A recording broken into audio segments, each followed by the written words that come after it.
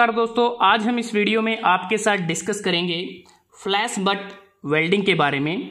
Flash butt welding एक ऐसी welding process है जो रेजिस्टेंस वेल्डिंग का टाइप है और प्रेशर वेल्डिंग के अंतर्गत आती है और इस वेल्डिंग को करते समय हमें किसी भी प्रकार के एडिशनल फिलर मेटल की ज़रूरत नहीं होती।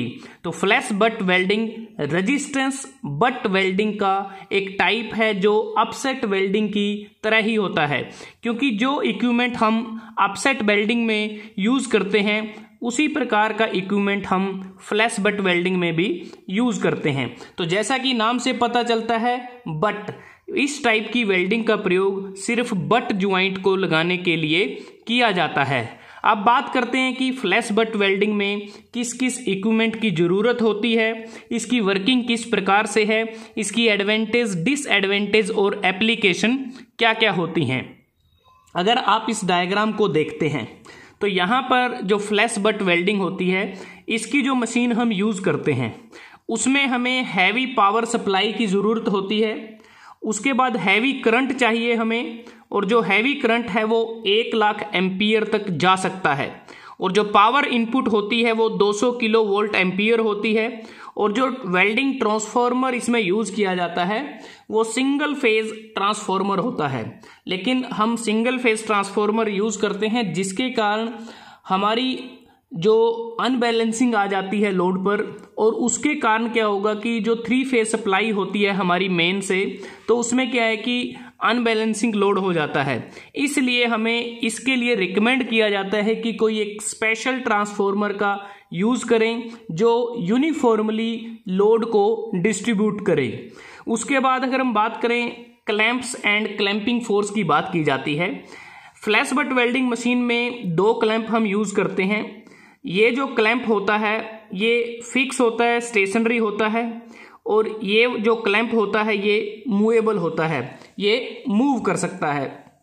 अगर हम बात करें क्लैंपिंग फोर्स की, तो जो क्लैंपिंग फोर्स हमें चाहिए वो इतना सफिशिएंट हो कि उसकी मदद से हम अच्छी तरह से जो वर्क पीस है उसको होल्ड कर सकें ताकि किसी प्रकार की स्लिपिंग ना हो। और जो क्लैंपिंग फोर्स हम फ्लैश बट वेल्डिंग में यूज़ करते हैं वो क्लैंपिंग फोर्स अपसेट वेल्डिंग में प्रयोग होने वाले फोर्स से तकरीबन 2 गुना होता है in case of mild steel. अगर ज़्यादा हाई स्ट्रेंथ मटेरियल को हमें क्लैंप करना है तो उस केस में वो फोर्स अपसेट वेल्डिंग में प्रयोग होने वाले फोर्स से तकरीबन 4 गुना ज़्यादा होता है।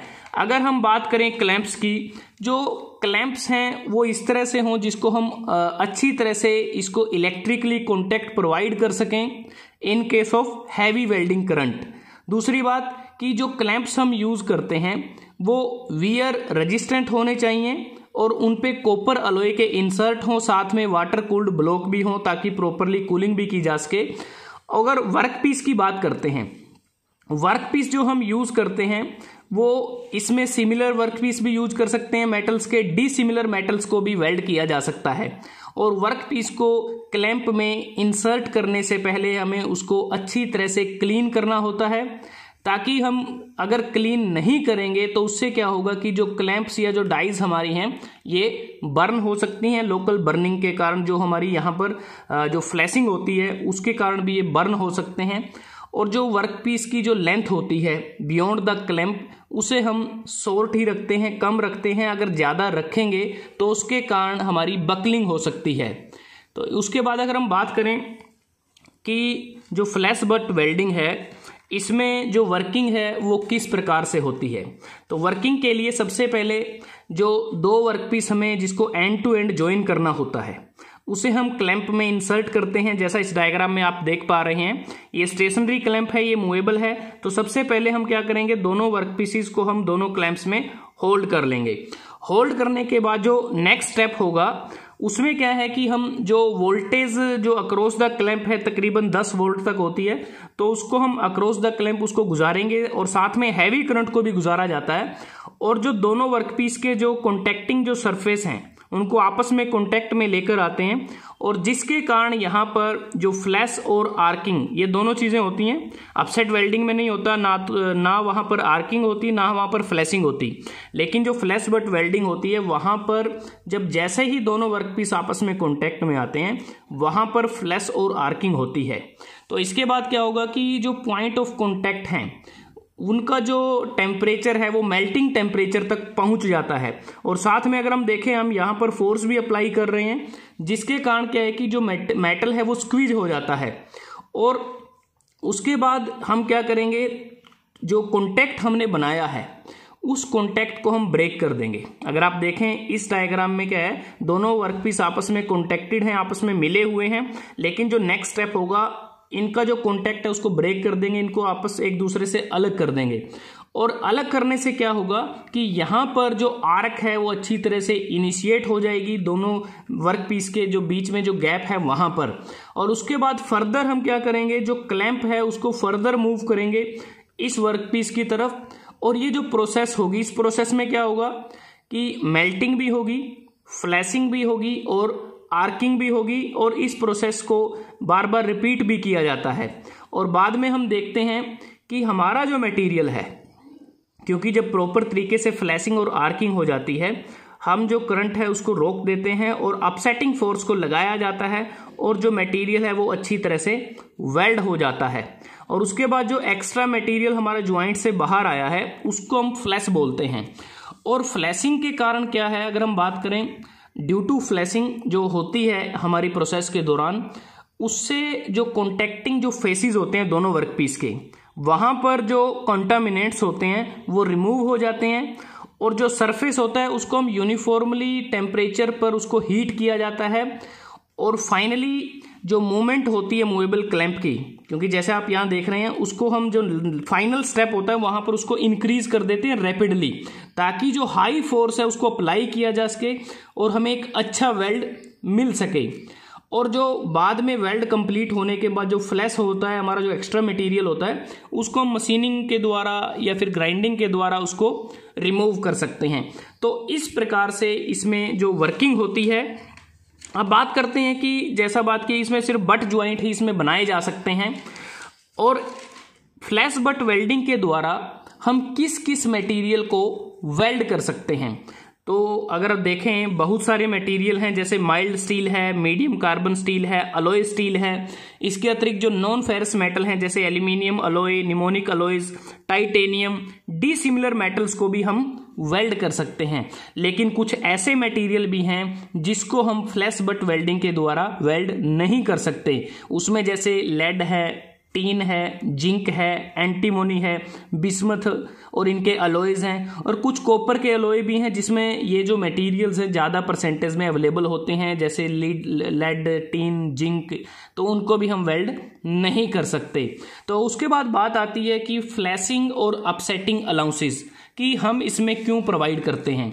जो फ्लैशिंग और अपसेटिंग जो अलाउंस हैं, क्योंकि फ्लैशिंग और अपसेटिंग के कारण जो वर्कपीस होता है उसकी जो लेंथ है वो कम हो जाती है, और लेंथ जो कम होगी इसलिए हमें यहाँ पर कुछ अलाउंस प्रोवाइड करने पड़ते हैं, ताकि जो लेंथ कम होगी उसको हम अकाउंट कर सकें।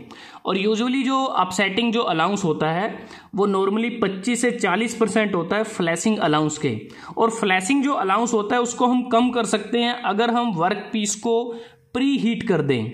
प्री हीट का मतलब है कि पहले उसको थोड़ा सा गर्म कर दिया जाए, और उसको हम कर सकते हैं कि जो वर्क पीस हैं आपस में उनको बड़ी तेज़ी के साथ उनको एक दूसरे के कॉन्टैक्ट में अगर हम लेके आएँ बार बार, तो नंबर ऑफ टाइम ऐसा करना पड़ेगा जिससे वो प्री हीट हो जाएंगे। और ये जो पीरियड रहता है तकरीबन 1 या 2 सेकंड में हमें उन नंबर ऑफ टाइम्स एक दूसरे के साथ कॉन्टैक्ट में लेके आना होता है, और उससे वो प्री हीट हो जाते हैं। तो इस प्रकार हमारा जो अलाउंस है उसको हम कम कर सकते हैं। इसके अतिरिक्त जो हमारा इंटरफेस होता है दोनों वर्कपीस के बीच में, अगर वो यूनिफॉर्मली हीट नहीं हुआ तो उसके कारण हमें फ्लैट स्पॉट मिलता है, और वहाँ पर कोई हमारा मोल्टन मेटल पूल नहीं बनता। अब बात करते हैं कि इस वेल्डिंग के एडवांटेज क्या हैं, डिसएडवांटेज क्या हैं और एप्लीकेशन क्या हैं। एडवांटेज की अगर बात करें, फ्लैश बट वेल्डिंग के द्वारा हम डिसिमिलर मेटल्स को डिफरेंट टेम्परेचर पर, मेल्टिंग टेम्परेचर पर फ्लैश वेल्ड कर सकते हैं। और ये एक फास्टर प्रोसेस है, फास्ट प्रोसेस है। अगर मैं इसको कंपेयर करूं थर्मिट वेल्डिंग के साथ, फ्लैश बट वेल्डिंग आप 3 से 6 मिनट में कंप्लीट कर सकते हैं, जो थर्मिट वेल्डिंग है वो 10 से 30 मिनट में कंप्लीट होती है, जब हमें जो स्टील रेल को जोड़ना होता है रेलवे लाइंस पर। और दूसरा कि इसमें हमें बट वेल्डिंग के कंपैरिजन में कम करंट की आवश्यकता होती है, और इसमें हम जो रफ और इरेगुलर जो एंड होते हैं वर्क पीसीस को, उसको आसानी से फ्लैश वेल्ड कर सकते हैं, क्योंकि इसमें हमें अलग से वेल्ड सरफेस को प्रिपेयर करने की आवश्यकता नहीं होती। उसके बाद ये जो प्रोसेस है ये चीप प्रोसेस है, क्योंकि जब हम दो वेल्ड को कंपेयर करें, मतलब कि अगर फ्लैश वेल्ड से जो हमने वेल्ड बनाया है उसकी जो कॉस्ट तकरीबन 400 से 600 के बीच में रहती है, और जो थर्मिट वेल्डिंग से हम वेल्ड बनाते हैं वो तकरीबन 700 से 1200 रुपए के बीच में रहता है। अब बात करते हैं डिसएडवांटेज की। डिसएडवांटेज में अगर आप देखें, जो हमारा इंजेक्टेड जो मोल्टन मेटल पार्टिकल्स होते हैं उसके कारण कई बार फायर के चांसेस रहते हैं, कई बार फायर लगने के भी चांसेस रहते हैं, तो इसका मेन डिसएडवांटेज है। दूसरा, जैसा हमने बात की थी कि जो हम सिंगल फेज ट्रांसफार्मर यूज करते हैं तो उससे क्या होगा कि हमारा जो 3 फेज प्राइमरी पावर लाइंस है वहां पर अनबैलेंस हो जाता है, तो इसलिए रिकमेंड किया जाता है कोई स्पेशल ट्रांसफार्मर ही यूज किया जाए जिससे हम लोड को यूनिफॉर्मली डिस्ट्रीब्यूट कर सकें। दूसरी बात कि जब वेल्ड कंप्लीट हो जाता है उसके बाद जो फ्लैश निकल के आते हैं वेल्ड में, जैसा आप इस डायग्राम में देखें, ये जो फ्लैशेस हैं इनको रिमूव करने के लिए एक्स्ट्रा या तो मशीनिंग ऑपरेशन करना पड़ता है या कोई अलग से स्पेशल इक्विपमेंट चाहिए जिसकी मदद से इसे रिमूव कर सकें। उसके बाद अगर जो स्मॉल क्रॉस सेक्शन के जो वर्क पीसेस होते हैं उनकी अलाइनमेंट करने में थोड़ी दिक्कत आती है, ये भी इसका एक डिसएडवांटेज है। उसके बाद अगर हम बात करें इसकी जो एप्लीकेशन क्या क्या हैं, बहुत सारी एप्लीकेशन है। जैसे आप देखें जो रेल्स को वेल्ड करने में देख सकते हैं, जैसे यहाँ पर रेलवे जो ट्रैक है यहाँ पर जो रेल्स हैं उनको वेल्ड किया जा रहा है, और स्टील स्ट्रिप को वेल्ड कर सकते हैं, विंडो फ्रेम को कर सकते हैं, ऑटोमोबाइल एक्सल को कर सकते हैं, व्हील रिम को वेल्ड किया जा सकता है, aircraft engine ring, heavy duty chain links, motor frame, transformer tank, steel container इत्यादि। तो ये बहुत सारी एप्लीकेशन है जिसे हम फ्लैश वेल्ड वेल्डिंग के द्वारा प्राप्त कर सकते हैं। तो दोस्तों, आज हमने इस वीडियो में आपके साथ डिस्कस किया रेजिस्टेंस वेल्डिंग का महत्वपूर्ण टाइप फ्लैश बट वेल्डिंग, जो प्रेशर वेल्डिंग के अंतर्गत आता है, जिसे हम बिना किसी फिलर मेटल के कंप्लीट कर सकते हैं। अगर आपको ये वीडियो अच्छा लगा आप इसको लाइक कर सकते हैं, शेयर कर सकते हैं अपने दोस्तों के साथ, स्टूडेंट्स के साथ। जल्दी हाजिर होते हैं एक नए वीडियो के साथ, तब तक के लिए धन्यवाद। आपका दिन शुभ रहे।